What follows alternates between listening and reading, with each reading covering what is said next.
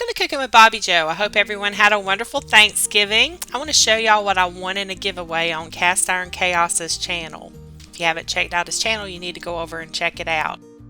He had a giveaway of a Birmingham Stove and Range Red Mountain No. 14 skillet. I entered the giveaway and to my surprise, I won. I was so excited.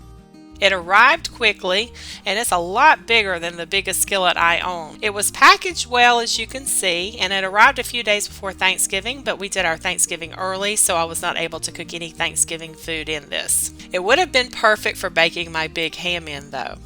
So after Thanksgiving is over, we like to have pizza. So I decided to make a pepperoni and bacon pizza in this beautiful skillet. Look at this beautiful skillet, and look at it compared to my biggest skillet. This thing's a lot bigger than my other skillet. Okay, so let's get started cooking. I'm not making stuffed crust this time because I did that last time. You can use whatever crust you want. If you want to use store-bought pizza dough, go right ahead. If you don't want to watch how I make the crust, you can fast forward to the title screen 2 hours later. That's where it starts after the dough is risen. I'm going to show you how I make my crust. So for my crust, I pour 3/4 a cup of lukewarm water into a bowl. Then I add in 2 tablespoons of sugar and I mix it all together until it's dissolved. And it will dissolve without mixing it with a spoon. I just kind of swirl the water around in the bowl until the sugar dissolves. Then I add in 1½ teaspoons of active yeast, and you want to leave that until the yeast starts to bubble up a little, and it can take a few minutes. If the yeast doesn't bubble, that means your yeast is dead, so you will need to try a different yeast. Okay, now that my yeast is bubbly, I'm going to go ahead and add in 1 teaspoon of salt, 1 tablespoon of olive oil, and 2 cups of flour. And I'm just going to put my hands in the middle of the bowl and I'm going to move it in a circular motion until a dough forms. And this is messy. Your hand will get covered with dough. It will be sticky. If you have a mixer with a dough hook, you can do it that way as well.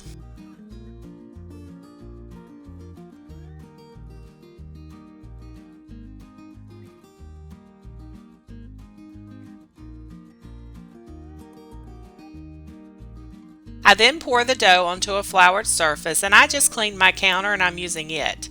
I have a little too much flour down, but it will be okay. I will use only what I need.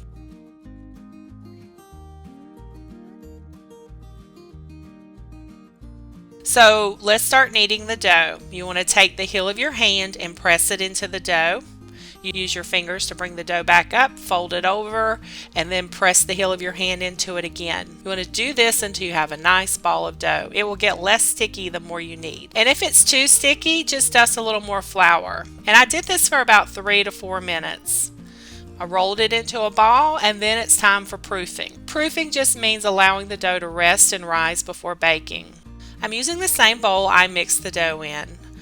Pour a tablespoon or so of olive oil into the bowl and then place the ball of dough in it and cover it with olive oil.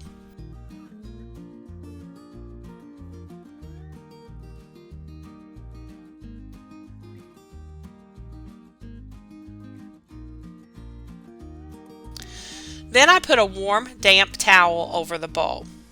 And then you need to place your dough in a warm area of your kitchen. And it's been chilly in my kitchen, so I find the best place is in the oven.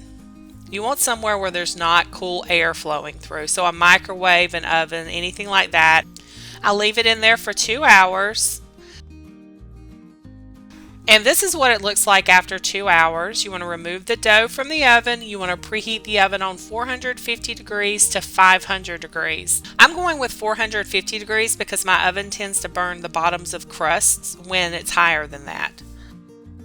After you remove your dough from the oven or microwave or wherever you had it stored, punch it in the center and then place it on a pizza pan. I'm also going to put my cast iron skillet on my stovetop over medium heat and let that heat for 5 minutes. I use my fingers to spread the dough out on the pizza pan. The reason I'm doing it on the pizza pan first is because the cast iron will be hot when I place the dough in it. With it being hot, I won't be able to shape it without burning my fingers. So I want the crust to cover the entire skillet, and this pizza pan is 16 inches, so once I have it shaped, I can transfer it to the skillet and quickly finish shaping the edges. And it doesn't have to be perfect because it will still be delicious. If you're using a store-bought pizza dough, you can do it the exact same way. If you don't have a pizza pan, you can shape it in a circle on the counter. Okay, once the skillet has heated for 5 minutes, add 1 to 2 tablespoons of olive oil. Cover the skillet in that, and then I sprinkle the bottom of the skillet with cornmeal. This keeps the pizza from sticking, and it also gives it a good texture on the bottom.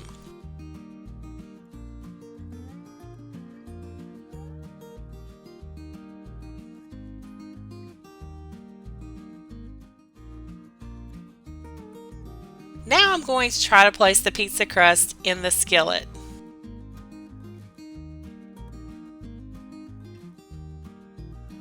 This would be easier if I had one of those big giant pizza spatulas where I could just have the dough on that and then transfer it over to the skillet. But I do not own one of those, so we're going to have to do this the best we can.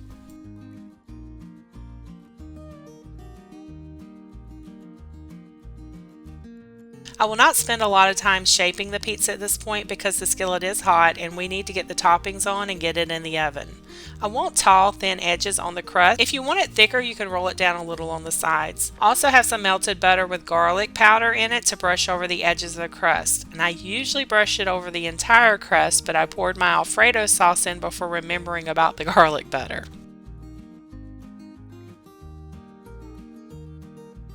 We use Alfredo sauce instead of regular pizza sauce, but at this point you can add whatever you like. This is your pizza, so make it how you like it. On top of the sauce, I sprinkle red pepper flakes, fresh basil I just dried from the garden this year,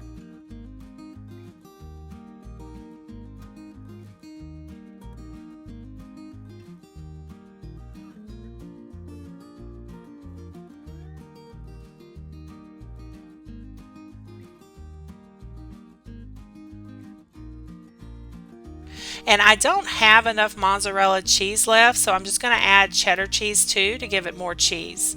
The problem with cheddar is that it will get greasy when it melts, but it will still be good.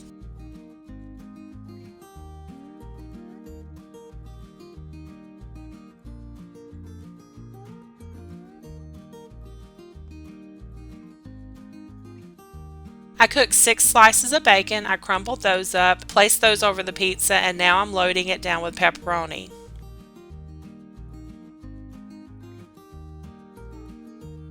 Sprinkling grated Parmesan cheese over everything, especially on the edges of the crust.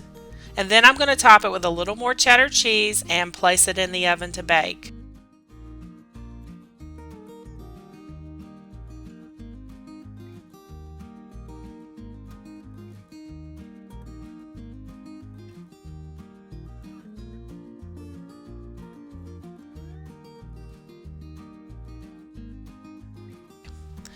Bake it for about 10 to 15 minutes. Keep an eye on it. Once the crust starts to brown and the cheese is melted, then it's ready to come out of the oven. I usually cook mine a little longer because I like my cheese to brown, but this is my first time cooking it in this skillet and I do not want the bottom to burn.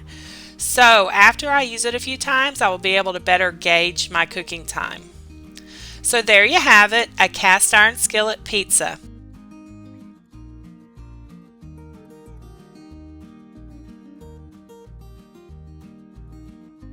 I'm going to remove the pizza from the skillet to cut it. It would be simpler if I had one of those big pizza spatulas. I'm going to end up investing in one of those. But as you can see, it does not stick to the skillet at all. And I'm just going to slide it onto this pizza pan and hopefully it doesn't mess my pizza up. Look at there. That looks good. All right, it worked.